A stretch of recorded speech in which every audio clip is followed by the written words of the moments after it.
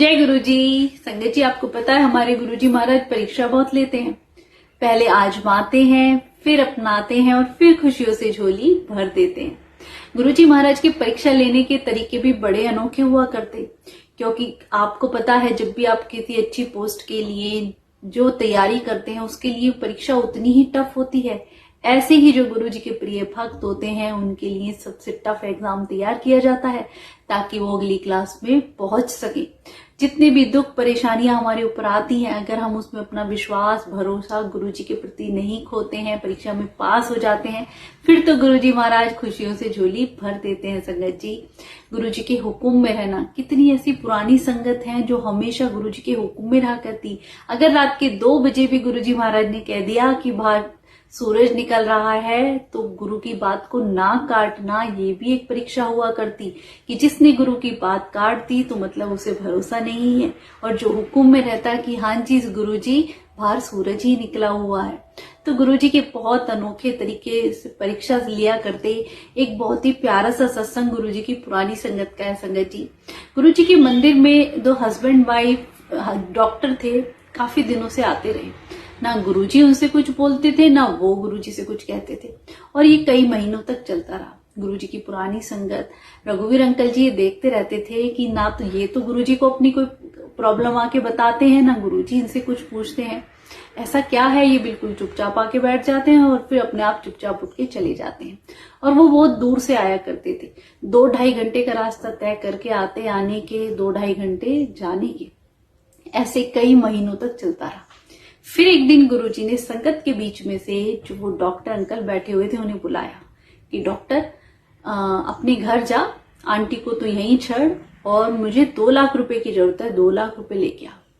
अब डॉक्टर ने ना कोई सवाल किया ना कुछ, जो आ गया गुरुजी, और अपनी गाड़ी उठाई और 2-2.5 घंटे का रास्ता जाने का आने का अपने घर ले गए, पैसे लाए और लाके रख दिए।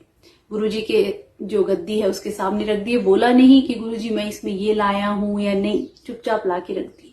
बाद में गुरुजी ने सेवादार से पूछा इसमें क्या है, तो गुरुजी ने बताया कि गुरुजी ये लेके आए हैं।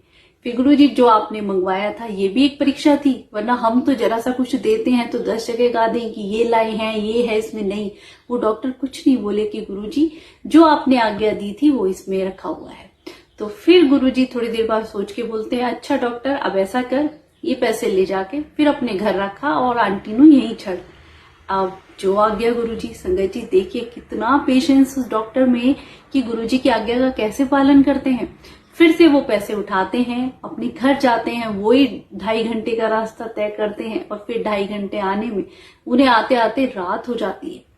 संगत जी, और जैसे ही वो पैसे घर रख के वापिस आते हैं, फिर गुरुजी उन्हें देख के मुस्कुराते और कहते हैं डॉक्टर तू तो परीक्षा में पास हो गया, तूने तो कमाल कर दिया। थोड़ी देर बाद कहते हैं अपनी आंटी नु बुला और अपने ट्रीटमेंट रूम में ले जाते हैं। संगत जी, गुरुजी महाराज का उस वक्त एक रूम ट्रीटमेंट रूम हुआ करता, जहां गुरुजी एक चम्मच से स्कैन कर लिया करते थे कि कौन सी संगत को क्या प्रॉब्लम है, कहीं पेन होता था, एक मतलब वो गुरुजी की एक एक्सरे मशीन थी जिससे गुरुजी लगा के वहीं पे उनका दर्द गायब कर दिया करते थे, या पान के पत्ते रख दिया करते थे दर्द की जगह, दर्द तुरंत गायब हो जाता था। अंकल आंटी को वो बुलाते हैं। अब अंकल आंटी थोड़े घबरा जाते हैं, पता नहीं गुरुजी क्या ट्रीटमेंट करेंगे।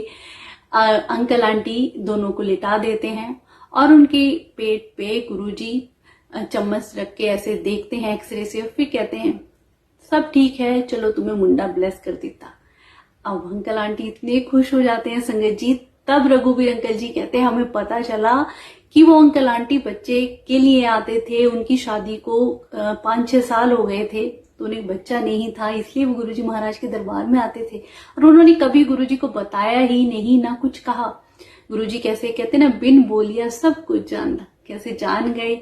और प्रॉपर गुरुजी ने डेट बताई और इतने बजे तुम्हें मुंडा ब्लेस कर देता। और उसी वक्त जो गुरुजी ने बताया, कहते ना गुरु की वाणी तो कभी भी असत्य नहीं हो सकती, जो गुरुजी के मुख से निकल गया वो पत्थर की लकीर है। संगत जी, अंकल आंटी वो दोनों बड़े खुश होते हैं, गुरुजी महाराज का शुक्राना करते हैं, और जिस डेट पे गुरुजी ने उन्हें बेटा ब्लेस किया उन्हें बहुत ही प्यारा सा बेटा होता है।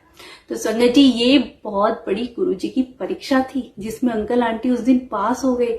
कैसे गुरु के हुक्म में रहना, उनके वचनों को मानना, और उनकी रजा में राजी रहना, यही हमारी परीक्षा का पार्ट होता है संगत जी।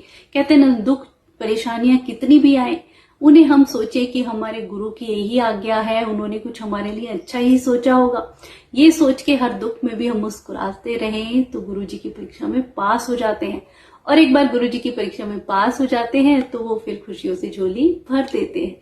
अनंतम अनंतम शुक्राना गुरुपा।